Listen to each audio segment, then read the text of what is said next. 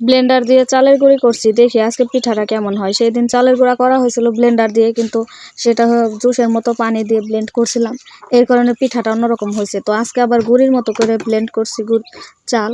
তো দেখি আজকে পিঠা কেমন হয়, কারণ আমাদের এই চালের পিঠাগুলা সব সময় এত সুন্দর হয় না, কত কত সময় অনেক সুন্দর হয়, কত কত সময় হয় না। আর রান্না করতেছি মুরগির মাংস। কয়েকদিন যাবৎ প্রচুর গরম পড়তেছে, এই গরমে কিছুই খাইতে মন চাইতেছে না। ভাত টাত যা রান্না করি সবই ফেলে দিতে হয়, পাতিলের ভাত পাতিলেই থাকে, কিছুই খাইতে মন চাইতেছে না। তো এর কারণে বললাম যে আজকে তাহলে পিঠা বানাই দেখি, দেখি খাইতে পারি নাকি। তো এত গরমে পিঠাও খাইতে মন চাইতেছে না, মানে ভিন্ন রকম কিছু মনে হইতেছে যে কি খাইলে একটু ভালো লাগবে, পেট ভরে খাইতে পারম, শান্তি পাবো, এর কারণে আর কি বানানো। তো বাড়িতে করতেছে। তো আমার এই তো গুঁড়ি করছি আজকে, ব্লেন্ডার দিয়ে গুঁড়ি করাতে দেখেন গুঁড়িগুলো কি সুন্দর হয়েছে। চালনি দিয়ে চাইলে নিয়েছি যাতে কোনো সুজি দানা টানা কিছু না থাকে।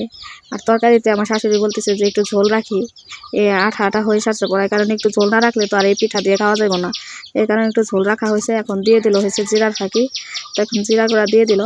তো এই তো দেখেন আমাদের তরকারি কালারটা। তো তরকারি ঝোলটা খুব একটা রাখা হয় না, মানে পিঠা দেখাবো বলে একটু রাখছে আর কি। তো এখন পিঠা দিয়ে দিছে, তো এখন আমার শাশুড়ি পিঠাগুলো বানাইতেছে। তো এই তো দেখেন ফার্স্টের চড়ার পিঠাগুলো খুব একটা ভালো হয় না, তবুও যাই হয়েছে ঝাঁঝরা টাইপের হয়েছে, তো ভালোই হয়েছে, মোটামুটি খারাপ হয় নাই, ভালোই হয়েছে।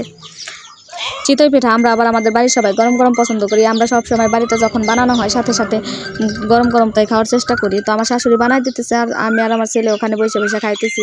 তো ফার্স্টের গোলাটা উঠাই নিতেছে। তো দেখেন ঝাঁঝরা টাইপের পিঠা হয়েছে। এই পিঠাগুলো শীতের দিনে ভিজাইলে অনেক সুন্দরভাবে ভিজে, ভিতরে অনেক রস যায়, তখন অনেক নরম, খাইতে অনেক মজা। পিঠা আমার শাশুড়ি বানায় আগে একটা ঝুড়ির ভিতরে রাখতেছে, সেখান থেকে জোড়ানো হইলে তারপর আবার নিচে রাখবে, কারণ পাতিলায় যদি রাখা হয় তাহলে পাতিলায় ঘাইমে পিঠাগুলো অনেক নরম হয়ে যাবে, হয়তো বা কেতকেতা হয়ে যাবে, এর কারণে সে আগে উপরে রাখতেছে। তো আমরা তো খাইতেছি, এতে কোনো সমস্যা নাই। পরে কয়েক খোলা পিঠা বানানোর পরে শাশুড়িকে বললাম যে উঠাইতে যেমন কষ্ট হয়, এটা তো পাত চড়া, তো আপনি নিচে একটু তেল দেন, তেল দেওয়াতে আপনার ইজিলি উঠে যাবে। তো আমি বুঝি নেই, বোকা মানুষ, তো আমি বলছি কি যে নিচে তেল দিয়ে দেন।